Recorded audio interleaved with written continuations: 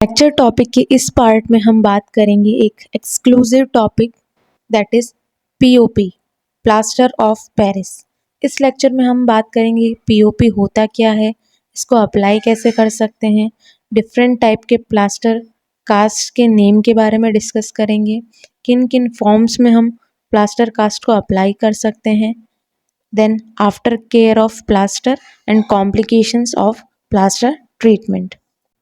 First start करते हैं introduction से। प्लास्टर ऑफ पेरिस को जिप्सम सॉल्ट भी कहते हैं। पीओपी को यूजुअली फ्रैक्चर्स को इमोबिलाइज करने के लिए यूज़ किया जाता है। जब फ्रैक्चर फ्रैगमेंट्स को हम नॉर्मली अलाइंड करते हैं पोजीशन के अंदर, तो उस रिडक्शन को होल्ड करने के लिए मोस्ट कॉमन टेक्निक जो कि यूज़ की जाती है वो होता है पीओपी। ये फ्रैक्चर फ्रैगमेंट्स को नॉर्मल अलाइनमेंट के अंदर होल्ड करने में यूज़ किया जाता है। पीओपी एक कैल्शियम सल्फेट हेमीहाइड्रेट के फॉर्म में प्रेजेंट होता है। जब वो ड्राई होता है, जब हम इसको वाटर के साथ मिक्स करते हैं, तो ये केमिकल रिएक्शन से ग्रो थ्रू करके जो हाफ वाटर स्ट्रक्चर है पीओपी में, वो वाटर को एब्जॉर्ब करके ट्रांसफॉर्म हो जाएगा इनटू कैल्शियम सल्फेट डाइहाइड्रेट।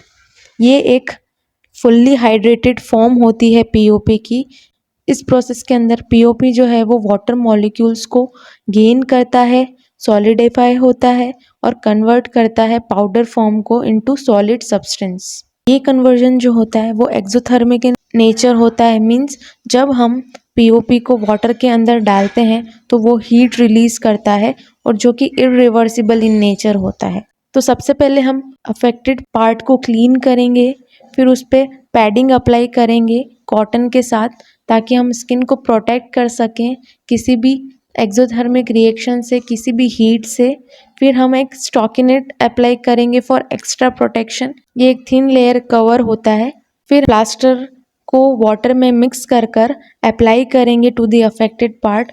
फिर इसको मोल्ड करेंगे और शेप करेंगे according to the affected part. Functional position में मोल्ड करना चाहिए। जिस पोजीशन में हमने मोल्ड किया है वो प्लास्टर सेट हो जाएगा उसी शेप में ड्राई होने के बाद। जो सेटिंग टाइम होता है प्लास्टर का वो वरी करता है according to the quality of plaster की, किस क्वालिटी का पीओपी आप यूज़ कर रहे हो और temperature of the water. Next हम डिस्कस करेंगे names of some of the plaster cast which are commonly used. सबसे पहले शोल्डर स्पाइका, जो कि शोल्डर को इमोबिलाइज करने के लिए हेल्पफुल होता है। सेकंड है यू स्लैब, ह्यूमरस के फ्रैक्चर में यूज़ होता है। हैंगिंग कास्ट, वो भी ह्यूमरस के फ्रैक्चर में यूज़ होता है।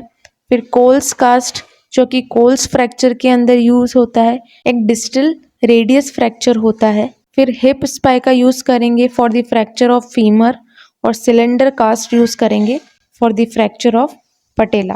पीओपी को दो फॉर्म्स में अप्लाई कर सकते हैं, एक होता है स्लैब और एक होता है कास्ट।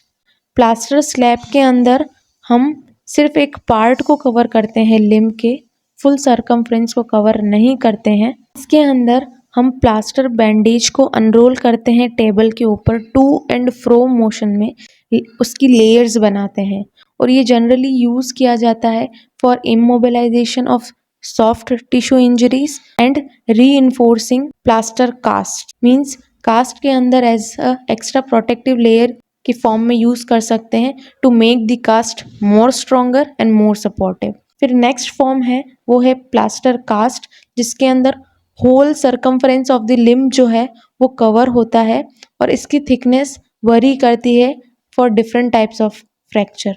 जो फंडामेंटल प्रिंसिपल्स होते हैं जो कि हमको याद रखने चाहिए while applying a plaster cast are, first है फ्रैक्चर के ऊपर और नीचे जो भी जॉइंट है उसको इमोबिलाइज करना है, और जो इमोबिलाइजेशन कर रहे हैं जो हमें करना चाहिए फंक्शनल पोजीशन।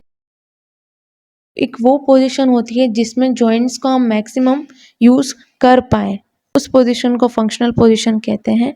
और जहाँ पर भी बोनी प्रोमिनेंसेस होते हैं, सच एज अपर लिम्ब के अंदर स्टाइलॉइड प्रोसेसेस हैं अल्ना और रेडियस के, और ओलिक्रोनन प्रोसेस है, और लोअर लिम्ब के अंदर मेल्योलाइज है, पटेला है। इन बोने प्रोमिनेंस में एडिक्वेट पैडिंग करनी चाहिए। तो ये दो फॉर्म होती है प्लास्टर को अप्लाई करने की। ऑल्सो प्लास्टर स्लैब को कच्चा प्लास्टर भी बोलते हैं, जो कि फ्रैक्चर के इनिशियल डेज में लगाया जाता है, बिकॉज इनिशियल डेज में जो स्वेलिंग देखने को मिलती है उसको स्पेस प्रोवाइड कर सके ताकि कोई फर्दर कॉम्प्लिकेशंस ना हो, सच एज कंपार्टमेंट सिंड्रोम। जब ये स्वेलिंग प्रोसेस स्टॉप हो जाता है और कम हो जाता है, तब हम कच्चे प्लास्टर को रिप्लेस कर देते हैं पक्का प्लास्टर से, दैट इज़ परमानेंट प्लास्टर और cast plaster for long term immobilisations. अब हम बात करेंगे after care of a plaster. Plaster लग जाने के बाद हमें चीज़ों को ध्यान में रखना चाहिए। सबसे पहले नोटिस करना है कि कोई क्रैक्स तो नहीं आए हैं प्लास्टर के अंदर आफ्टर अप्लाइंग द प्लास्टर। फिर प्लास्टर लगने के बाद प्लास्टर वेटिंग को अवॉइड करना चाहिए, और अगर लोअर लिम्ब फ्रैक्चर्स की बात करें तो वेट बियरिंग को अवॉइड करना चाहिए अंटिल फ्रैक्चर हील नहीं होता तब तक, और ग्रेजुअली वेट बियरिंग एक्सरसाइज को स्टार्ट करना चाहिए। प्लास्टर्स के अंदर जो मसल्स हैं उनकी एक्सरसाइज करवानी चाहिए, आइसोमेट्रिक कॉन्ट्रैक्शंस के थ्रू करवा सकते हैं। जो जॉइंट प्लास्टर के अंदर है उसको मूव नहीं करना चाहिए अंटिल द फ्रैक्चर हील्स। ये दो पॉइंट बहुत नेसेसरी है अर्ली रिकवरी के लिए। नेक्स्ट हम बात करेंगे complications of plaster treatment. Plaster लगने के बाद क्या क्या कॉमन कॉम्प्लिकेशंस देखने को मिल सकती है, तो उसमें है सबसे पहले टाइट कास्ट। कास्ट को टाइटली अप्लाई करने की वजह से सर्कुलेशन इम्पेयर्ड हो सकता है, जो कि फर्दर कॉम्प्लिकेशंस प्रोड्यूस कर सकता है। सेकंड है प्लास्टर सोर्स। प्लास्टर को अप्लाई करने के बाद प्लास्टर सोर्स बन सकते हैं। ये जनरली इनएडिक्वेट पैडिंग और irregularity of the inner surface of cast और कास्ट के अंदर फॉरेन बॉडीज़ के कारण देखने को मिल सकते हैं।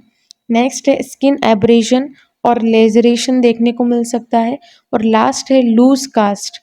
जब कास्ट लूजली अप्लाई होता है तो ये इनएडिक्वेट सपोर्ट प्रोवाइड करता है। ऑल्सो जिस रीज़न से इमोबिलाइजेशन कर रहे हैं हीलिंग के लिए वो भी इम्पेयर्ड हो सकती है। ये रहा स्नैपशॉट जो भी हमने आज के इस वीडियो में डिस्कस किया है in very short and easy form. You can read this out. Thank you. Also, if you want notes of this topic or any of subject mentioned here, you can DM me on my Instagram ID, that is @snapshot_learning. Link is in the description also. In notes के अंदर हर एक concept की reasoning को detailed और easy language में mention किया है, so you can check it out. Thank you.